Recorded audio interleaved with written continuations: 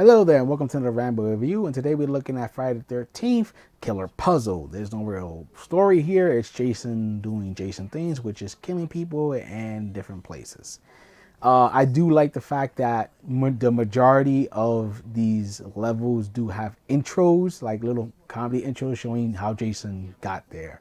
They kind of gave up after Future Jason, and he just mystically teleports time travels to different areas. It would have been nice to see like funny little cutscenes in every single one of those things, like the prehistoric times, the London stuff. But no, it's just the same animation, just with him with a different costume.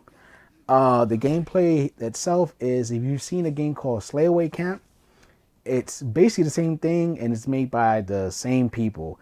If you haven't played it, this is a puzzle game in which you start off with basically the goal is always to kill everybody. But there's some ops. You have to. It's like a slide puzzle. You slide Jason in different directions to try to kill everyone to set yourself up for the final kill. There's sometimes obstacles in the ways, like kitty cats that you're not supposed to kill because hurting cats is bad. Refrigerators, books, cops, SWAT teams, all that type of future cops. All that type of stuff you gotta keep an eye out for. You can change the camera angle, so the game is kind of like in a slant angle. But if you want to have a more clear-cut picture of what the hell is going on in the map, you gotta have a top view type of view to move Jason a little better. And that's pretty much the gameplay. What's great about this is there's a rewind function that if you make a move that you're not happy with, you can rewind as many times as you like. This is basically a very beginner friendly puzzle game. This is coming from a guy who sucks at puzzle games. I mean, he played this game because I like Slayaway Camp, because it was basically a love letter to a lot of slasher horror stuff. And this game is basically the same thing, but it's just Friday the 13th themed, and Jason's my favorite slasher, so I had to get on it. But yeah, you can rewind as much as you want. If you don't want to rewind every single thing, just want to restart, you can easily restart. Everything starts up like this in a second. If you get tired and you just can't figure out the puzzle, like me, because there was some places where I was stumped and I could not figure out the solution for shit, the game does give you the option to let Jason Voorhees, Jason's mom, give you the answer. As you can see, there's like a severed head up above before every little puzzle section. It's kind of cute and funny. That's what the tone of this game is. It's just very humorous. So you have Pamela Voorhees like throwing in a line here and there about what's going on, like, oh, like Manhattan's so dirty, or bundle up Jason's code, or Jason, don't kill those kitty cats, stuff like that. Jason's supposed to be hearing his mom talk to him. But anyway, back to the whole, I guess, cheating aspect, which is if you can't figure out the solution, you can easily just ask the game to give the solution. They will show you the solution, play out entirely. You just got to remember what it is. You could keep playing it over and over, you forget. And the game was also great. The game does not penalize you for this. It's not like if you do this, you get less points, or you're denied some kind of cutscene. No, you just keep going on. So again, if you're afraid of puzzle games, but you love Friday the 13th or the slashers in general, and you're really interested in this game, just on the aesthetic side of things, I still say give it a shot because it's a very beginner friendly. Throughout the game, you'll get weapons for different kill animations. As every once in a while, you will get like a little mini cutscene that shows Jason is horribly disemboweling, killing people, and so on and so forth. It's usually you always are guaranteed one of these in the final kill of the little map. Which it has like a little slider you'll see all the time for these cutscenes. If you miss it, you don't fail. You just won't be able to see the gruesome death and stuff like that. But if you do catch it, it does show it, and it's not hard to land on it. It doesn't seem unfair or anything like that. And when you're done with each, the final level well, the final puzzle in each level has a unique kill animation that interacts with the whole level itself, which is actually pretty damn cool. What I didn't like was you do get multiple weapons, and you would think that each weapon would get its own kill animation, and that's kind of true. When the quick kills are happening, when it doesn't go into the cinematic, it kind of has its own little, I guess, kill animation. Like if you get the ice machete, it um, it freezes and shatters them, or you get the laser sword, it melts them, and so on and so forth. But when you do the kill cutscene, it seems like each weapon falls in a certain category, so you're gonna get certain kill scenes that don't make fucking any sense, like stabbing someone with a coffee pot. Like I don't get it. Like some of the animations just come off looking goofy, and I really wish that every single weapon had their own kill animations. I think even Slayaway Camp had more, if my memory serves me right. Yeah, that was like one of the big downers. And when it comes to the weapons, you unlock more as you level up. You get I guess blood points as you go on killing people. After every map is you see Jason's mask filling. When it fills up, you get a loot box, which then gives you multiple weapons. Some can be repeats and some are brand new.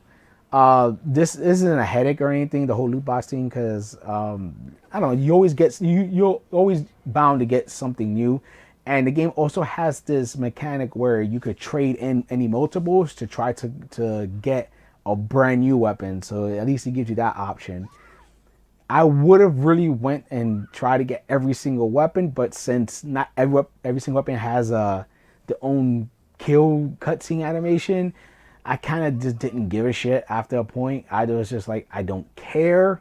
It felt kind of pointless. Again, I keep harping on this, but I really wish each weapon had their own kill animation.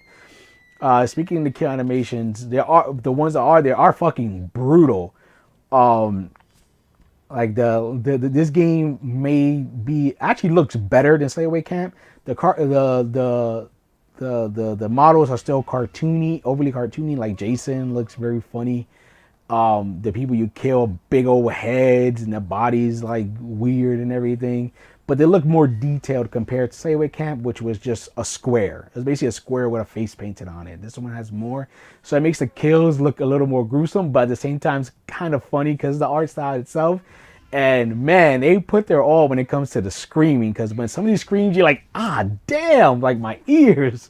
Like it sounds gruesome, like it sounds like a gruesome freaking death. And some of the animations are funny too, like that eyes turning the X, or you stab him in the head, like like it's hilarious. It's hilarious.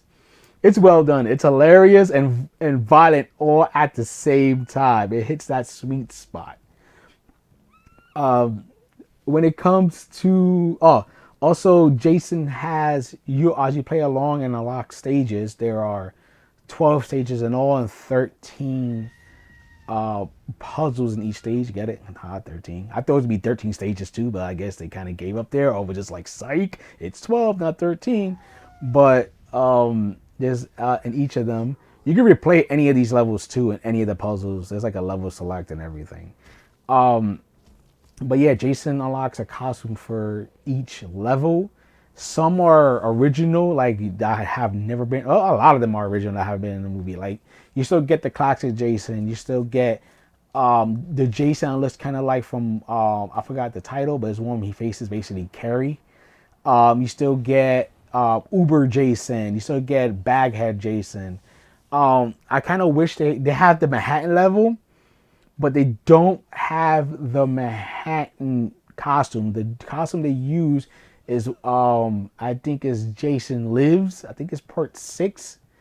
I think it's that costume. I could be wrong. It could be the one before that one. I'm not 100% sure, but I think it is Jason Lives. They used that one for the Manhattan one, which kind of was a bummer because the Manhattan costume is by far my favorite Jason costume. So I was kind of sad that they skipped that one. The one I ended up liking here the most is the original Code one, which has him like with a big fleece jacket. He's all blue and everything. So yeah, that's cool. At least you have a lot of diverse costumes to pick from. You can also have the option to take his mask off, so you can see ugly Jason under it. So yeah, that's also pretty cool. Like, this game looks real nice, and a lot of the costumes are pretty damn cool. Um, when it comes to other modes, there's a daily challenge mode that every single day there's a random puzzle, some easy, some hard. This one you can't cheat, you gotta figure out for yourself. I believe the reason they did this is because if you keep it up and do it 13 in a row, you unlock you unlock a costume, and you can do it again for one more costume.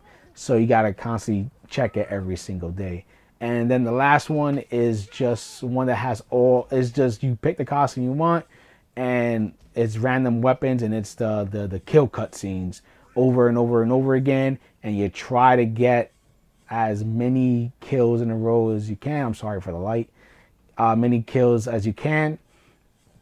And that's really it. They play music in the background because some of the there's like 3 songs I think in this game that have lyrics, and it's pretty entertaining. The music, it's not bad or anything, so it plays in the background while you try to do this.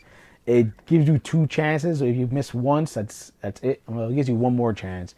If you miss a person, it says, we'll give you one more, and you could try again when you're doing this in a row. But this is also a way if you want to grind for more weapons, as because you'll level up the more murders you do in a row, and so on and so forth. And that's what it is when it comes to modes. There isn't a lot here. I actually feel Slayway Camp had more content compared to this one. I don't know why that's the situation here, but it feels that way. But I don't take it away from this game. It's still very fun. If you're a slasher fan, especially if you're a big Jason fan, I would, like I said, highly recommend this game. Even if you're not a puzzle game fan, this game is very puzzle or beginner friendly. Again, it gives you the answers with no consequences if you get tired of trying to figure it out yourself. Yeah, it's just cute and fun seeing less people die in graphic ways, even how messed up that sounds. So I hope you didn't mind my ramble, and for gamer's sake, keep gaming.